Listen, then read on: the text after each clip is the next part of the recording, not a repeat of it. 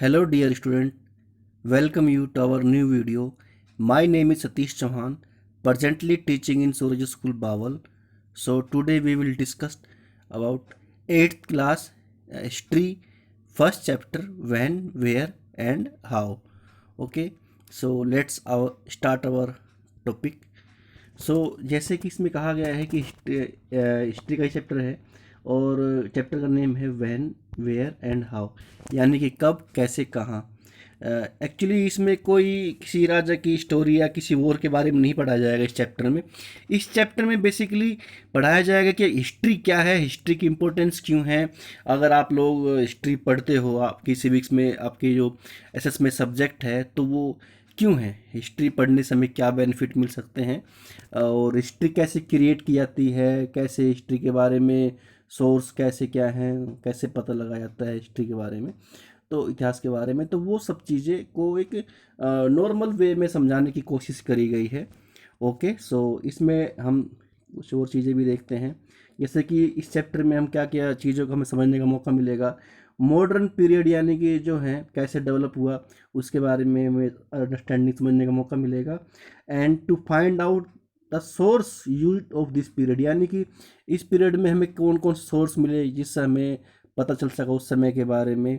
Okay, और उसमें third जो पॉइंट है, learn how the source of this period is different, और जो सोर्स इस समय में मिले हमें वो अपने पहले वाले समय से कैसे डिफरेंट थे। ओके, सो इंट्रोडक्शन में देखते हैं। इसमें बेसिकली यही कहा गया है, स्टार्ट करते हैं। The modern period in India starts around the beginning of the 18th century, यानी कि जैसे कि यहाँ पे मॉडर्न पीरियड का नाम लिया गया है, तो मैं एक चीज़ और बताना चाहूँगा कि इस चैप्टर में हमें एक जेम्स मिल के बारे में मिलेगा। जेम्स मिल के बारे में आपने शायद 7th में पढ़ा होगा। तो उन्होंने हिस्ट्री को 3 पार्ट में डिवाइड किया था, Hindu, Muslim and British. But वो थ्योरी उनकी ज़्यादा उस समय कामयाब हुई, लेकिन जो एक लॉजिक था, लॉजिक नहीं था उसमें। उसमें सिर्फ एक रिलीजियस बेस पे हिस्ट्री को डिवाइड किया था। लेकिन बेसिकली इतिहासकार जो थे, हमारे हिस्टोरियन थे, उन्होंने हिस्ट्री को 3 पार्ट में डिवाइड किया है, ancient, medieval and modern period. So modern period के बारे में यहाँ पे कहा गया है कि जो इंडिया की मॉडर्न पीरियड हिस्ट्री है वो स्टार्ट होती है 18th सेंचुरी से। 18th सेंचुरी से क्यों होती है, इसमें कहा गया है because on the time when the east India came was gaining A foot hold in India, यानी कि जो ईस्ट इंडिया कंपनी थी, यानी कि जो ब्रिटिश थे, वो इंडिया में आए और उन्होंने अपने पांव जमाने शुरू किए। उन्होंने जो उनके जो कारखाने थे, उनकी जो एक बिजनेस की जो स्ट्रेटजी थी, उसको फॉलो करना शुरू किया। और जबकि उसी समय पे क्या हुआ, Mughal era was starting to decline, यानी कि जो मुगल एरा था, जो मुगल्स थे जिन्होंने ऑलमोस्ट इंडिया को पूरी तरह से अपने कब्जे में ले रखा था, वो उनका अंत होना शुरू हो गया था और ब्रिटिश का स्टार्ट हो गए थे। वो अपने बिजनेस उन्होंने शुरू कर दिया था और धीरे धीरे स्टेट को कैप्चर करते जा रहे थे।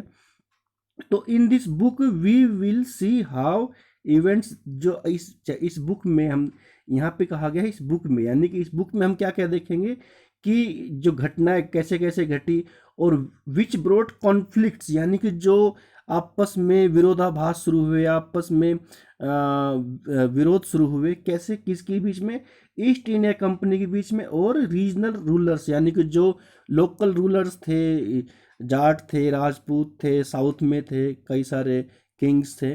तो उन लोगों के बीच में और ब्रिटिश के बीच में कैसे आपस में लड़ाई झगड़े शुरू हुए, उसके बारे में इस बुक में पढ़ा जाएगा, ना कि इस चैप्टर में। इस चैप्टर में तो बेसिकली हिस्ट्री के बारे में पढ़ाया जाएगा। ओके, सो इसमें कहा गया है the result of these conflicts इवेंटली, ये धीरे धीरे बताएगा कि हमें किस तरह जो उनके बीच में विरोधाभास हुए थे, उसका परिणाम क्या हुआ कि धीरे धीरे जो कंपनी थी, धीरे धीरे जो ब्रिटिश इंडिया कंपनी थी वो आगे बढ़ती गई, उसके पांव मजबूत होते गए और इंडियन सब कॉन्टिनेंट में। एंड उसके बाद ब्रिटिश एम्पायर पूरा, यानी कि शुरू शुरू में ईस्ट इंडिया कंपनी थी, उसके बाद पूरा ब्रिटिश एम्पायर खड़ा हो गया इंडिया में। और इसके बाद हम इस देखा towards later part of the 19th century के अंत में और 20th सेंचुरी के स्टार्ट में हम लोग क्या देखते हैं कि इंडिया अपने बारे में काफ़ी जागरूक हो गया था और जो यहाँ के जो किंग थे, जो रूलर थे, उन्होंने अपने आप को एज ए एक नेशंस की तरह देखना शुरू कर दिया कि हम लोग छोटे छोटे राज्यों में बटे हुए नहीं हैं, इंडिया एक नेशन है।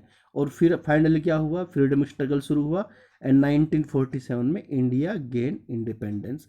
ये एक स्टार्ट, ये हमें इस पैरे में समझाया गया है, हल्का सा बताया गया है, जो कि हम शायद पहले से भी जानते हैं। ओके, कंटिन्यू करते हैं।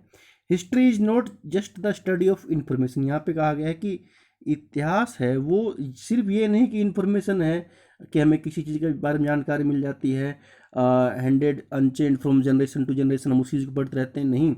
इसके साथ हमें क्या चीज़ चाहिए, requires us to explain past situation based on evidence with and in a chronologically order. यानी कि इसके साथ साथ हमें अगर हिस्ट्री को पढ़ना है, अपने इतिहास के बीते हुए समय के बारे में जानना है, तो हमें काफ़ी चीज़ों को समझना पड़ता है, जैसे एविडेंसेस किस तरह हमें जानकारी मिली। सबसे बड़ी बात जो है एविडेंस, यानी कि अगर हमें किसी राजा के बारे में पता चला है, तो राजा को तो किसी ने देखा नहीं था, तो उसके बारे में या उसकी जो वॉर हुई, उसने जो महल बनाए या उसने कुछ चीज़ें क्रिएट करी, तो उसके बारे में जो हमें एविडेंस मिले हैं, या क्रोनोलॉजिकली, यानी कि इसका जो मीनिंग यही है कि जो राजा के बाद उसका बेटा है, उसके बाद उसका बेटा, एक वंश की एक तरह से चैन सिस्टम होता है, उसी को ही है, उसके बारे में भी हमें जानकारी मिलती है और उससे भी अच्छे तरह से जान लेना चाहिए।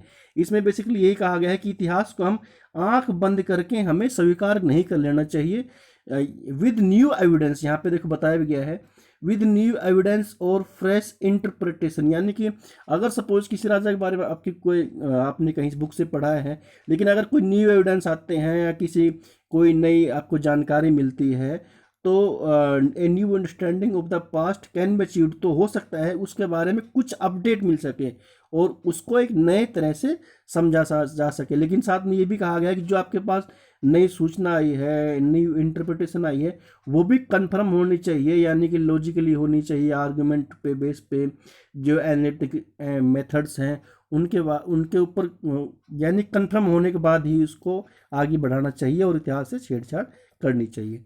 ओके, सो उसके बाद आगे बढ़ते हैं।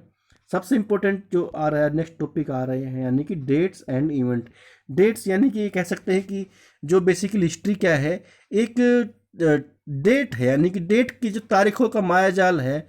इसमें स्टूडेंट भी काफ़ी कंफ्यूज रहते हैं कि कौन सा राजा कब पैदा हुआ, कब राजा बना, कौन सी उसने लड़ाई कब लड़ी, और इवेंट्स भी, यानी कि डेट और साथ में उस डेट को क्या हुआ था। हिस्ट्री बेसिकली इसी चीज़ों के इर्द गिर्द घूमती रहती है।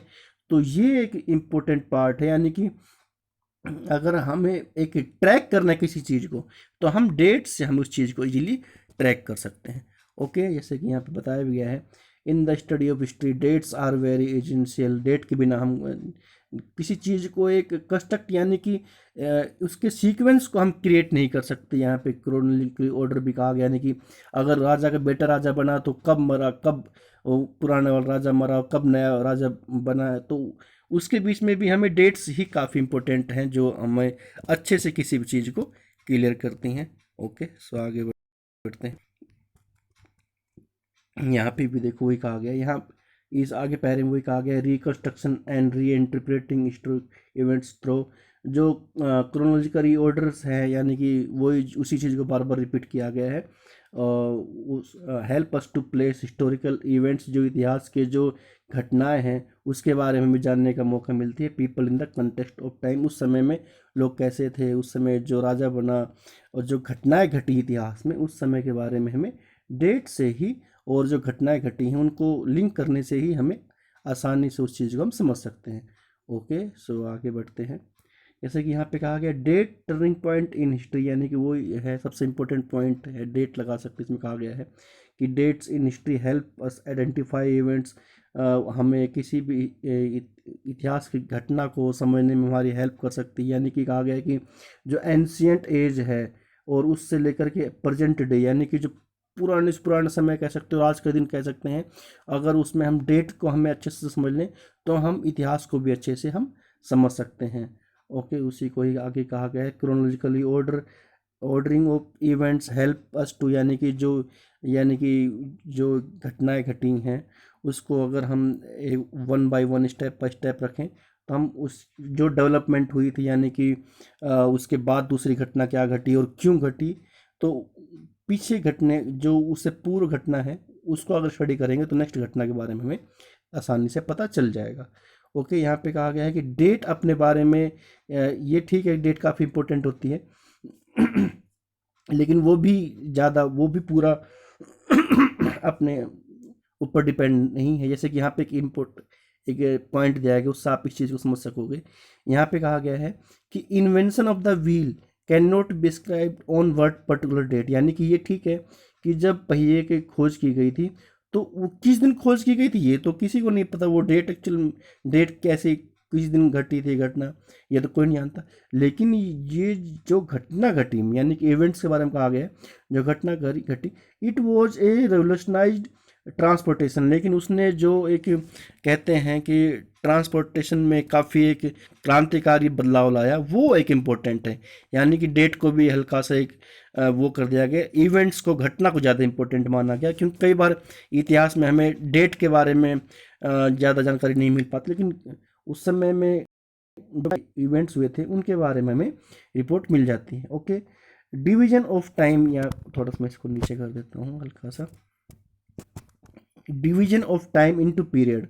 ओके, जैसे कि ये कहा गया है कि जो टाइम्स, जो इतिहास समय था, उसको पीरियड्स में डिवाइड किया गया। जैसे कि जेम्स मिल के बारे में मैंने आप स्टार्टिंग में कहा था कि जेम्स मिल के बारे में बताया गया है कि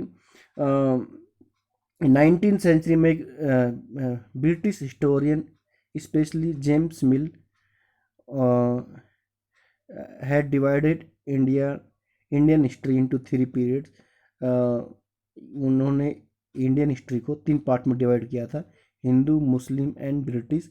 this division was based on the idea of religion rule determined the history of an area, यानी कि उनके दिमाग में यही था कि भाई हिंदुस्तान है बेसिकली, इसमें पहले हिंदू रहते थे, उसके बाद फिर मुस्लिम आए। हिंदू रहते थे तो वो लोग संस्कृत टेक्स्ट का यूज करते थे, मुस्लिम आए तो उन्होंने पर्शियन टेक्स्ट का यूज करना शुरू कर दिया, और ब्रिटिश आए तो उन्होंने इंग्लिश लैंग्वेज क्रिएट करी और उसी के हिसाब से काम किया।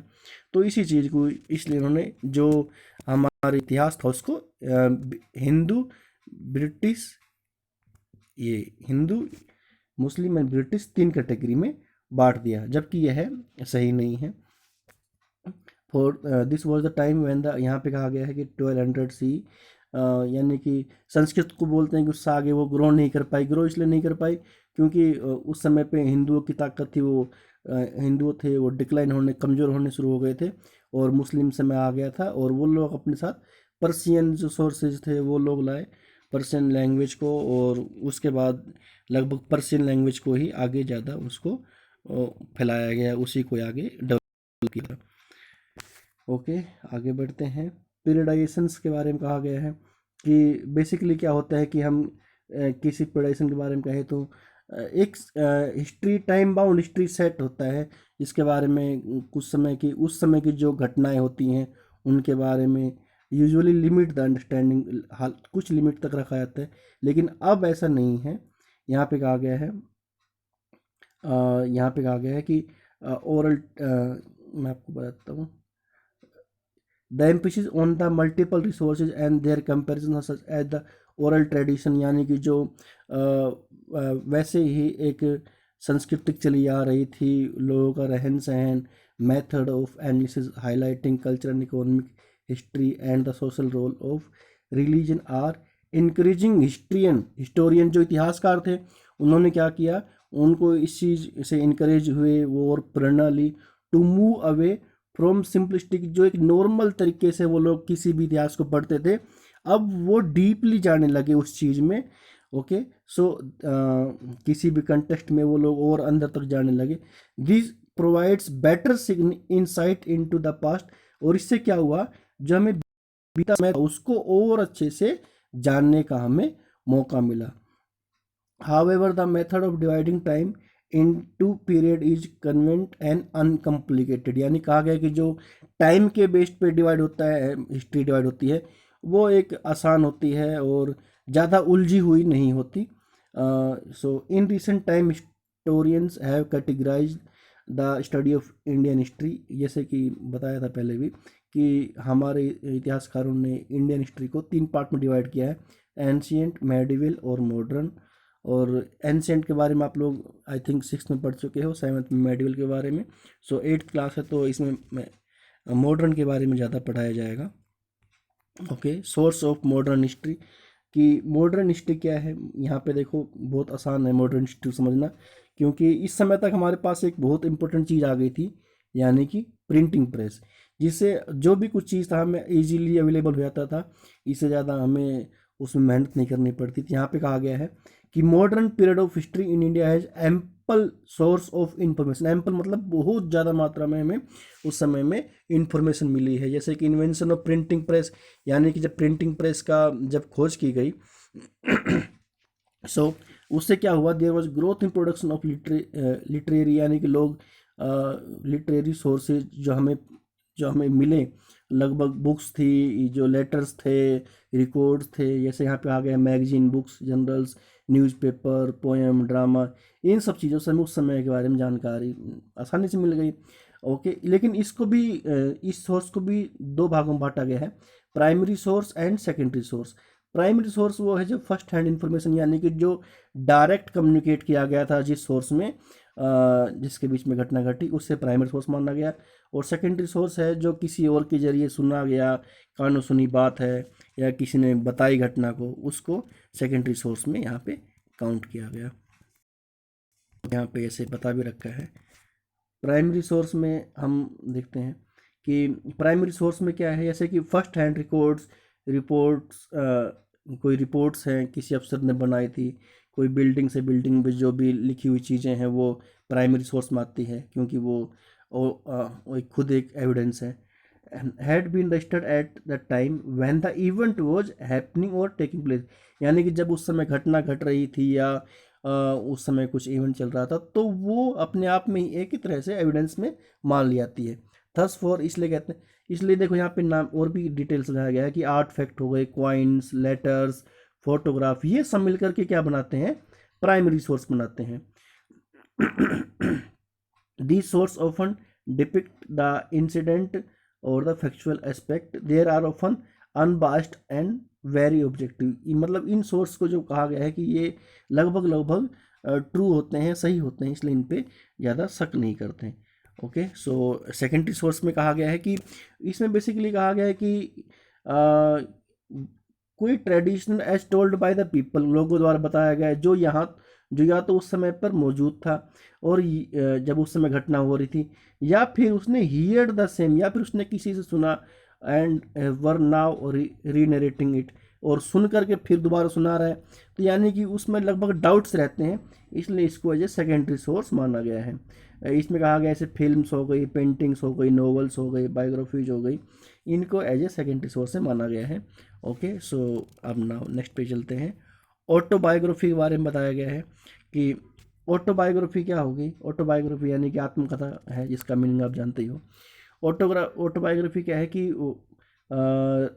जो भी give us an account of the past is often rich in human detail, यानी कि उस समय में जो जीवन जिया गया, जो उस समय में घटनाएं घटी, उसके बारे में हमें अच्छी जानकारी देती है।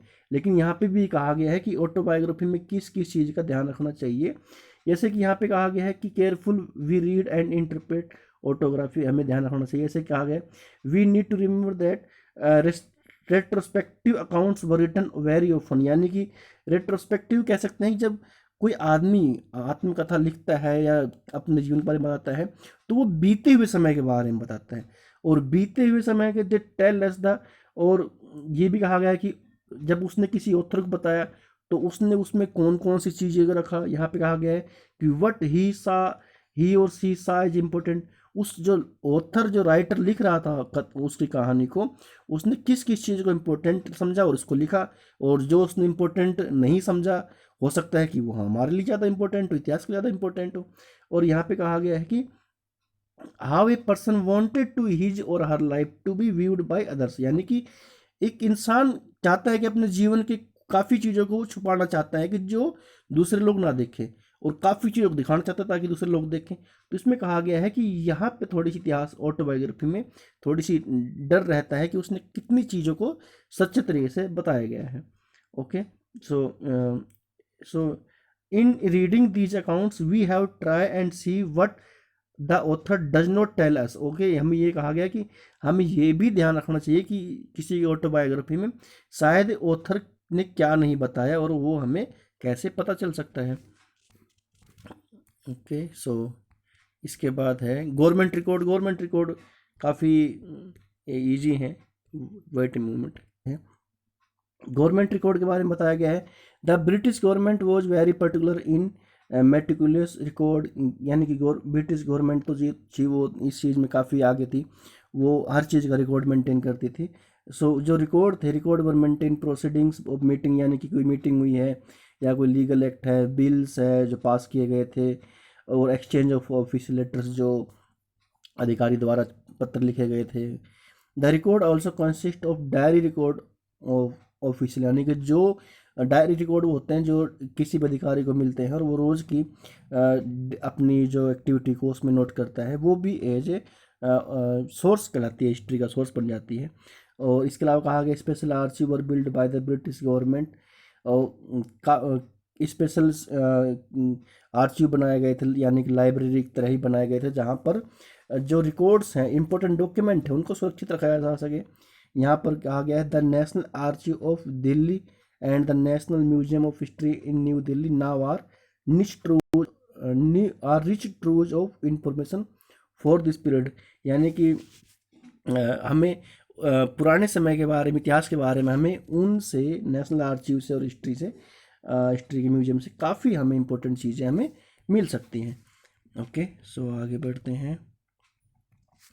सर्वे and mapping. Survey and mapping, survey यानी कि ये कहा गया है कि एक अच्छे तरह से पूरे इंडिया के बारे में जानना, पूरे इंडिया के कहाँ पर नदियाँ हैं, कहाँ पर पहाड़ है, कहाँ पर प्लेन एरिया है, और उसकी मैपिंग करना है। ये देखो एक इम्पोर्टेंट उन्होंने घटना है अपनी हिस्ट्री की। The British conducted surveys of the length and breadth of the country to make them self convergent and the newly acquired land help them administrate the country better, यानी कि वो चाहते थे कि जहाँ पर वो राज कर रहे हैं पहले उस जगह को वो अच्छे तरह से उनके पास रिकॉर्ड होना चाहिए कि हमारे पास कितने लैंड हैं, कितनी जगह को हम जीत चुके हैं, कितनी जगह को हमें जीतना है, और हम अच्छे तरह से अपनी जो एडमिनिस्ट्रेटर है, यानी कि जो प्रशासन है, उसको अच्छे तरह से, जब तक हमारे पास पूरा रिकॉर्ड नहीं रहेगा जगह का, चीज़ों का मैप नहीं रहेगा, तब तक हम कैसे रूल कर सकेंगे। So these surveys also provide a lot of information on the events, तो जो सर्वे किए गए थे उनके द्वारा पे, वो भी काफ़ी ज़्यादा as a source, history source हमारी हेल्प करते हैं। यहाँ पे कहा गया द सर्वे ऑफ इंडिया वो सेट अप, इस एक डिपार्टमेंट, स्पेशली इसी का एक डिपार्टमेंट बनाया गया था देहरादून में, Dehradun to maintain record of the detailments of town, maps of town, यानी कि कितने टाउन्स हैं, विलेज हैं, माउंटेन है, एक्सेट्रा, इनकी पूरी एक सर्वे कराया गया, उनका मैप बना के रखा गया। इसके लिए एक पोस्ट भी निकाली गई, the post of surveyor general of India, जो 1850 में निकाली गई, यानी कि जिसका सिर्फ जिम्मेदारी यही रहेगी कि वो सर्वे करेगा, मैपिंग करेगा और उनको रिकॉर्ड को मेंटेन करेगा। The British were very keen on mapping, जो ब्रिटिश थे वो काफ़ी ज़्यादा इस चीज़ को इम्पोर्टेंट मानते थे। Okay, that good maps were necessary to understand the landscape and the are no topography, कहा गया है कि जगह को जानना, आसपास की चीज़ों को जानना, उसके लिए। This is also proving to be very important source till today, यानी कि वो आज भी हमारी काफ़ी हेल्प करते हैं। ओके, कंडक्टिंग सेंसस, सेंसस के मतलब जनगणना ही कहा गया है यहाँ पर उसी चीज़ को, कि सबसे पहले यहाँ पे देखो सेंटेंस भी आया है, the first census was carried out in 1872, यानी कि 1872 में है सबसे पहली सेंसस हुई थी। As the British administrative speed with growth of many new city, यानी कि धीरे धीरे ब्रिटिश एडमिनिस्ट्रेशन बढ़ रहा था, नए नए शहर बन रहे थे, like Bombay, Madras, Kolkata. Okay, this was the trend of maintaining a regular head count of the population, और अब ये जरूरी हो गया था कि जो पॉपुलेशन जिस तरह बढ़ती जा रही है उसको एक रिकॉर्ड मेंटेन किया जाए, और उसी के लिए 1872 में क्या किया गया, एक सेंसस किया गया था first time. And by the mid 19th century यहाँ पे आ गया, और लोकल सेंसस भी किए गए डिफरेंट रीजन्स में। The census prove to be a very significant source as well, ये सेंसस भी है जो हमारे सर्वे और मैप की तरह ये भी एक इम्पोर्टेंट रोल प्ले करते हैं। ओके, सो आज की वीडियो में हम इतना ही करेंगे। जो हमारी नेक्स्ट वीडियो आएगी उसमें हम इस नेक्स्ट पेज से आगे बढ़ेंगे। Okay, so one more thing मैं कहना चाहूँगा कि प्लीज़ जो भी आपके क्वेश्चन हो उसे आप कमेंट करें, लाइक करें और सब्सक्राइब करें चैनल को। Okay, thank you dear student, take care.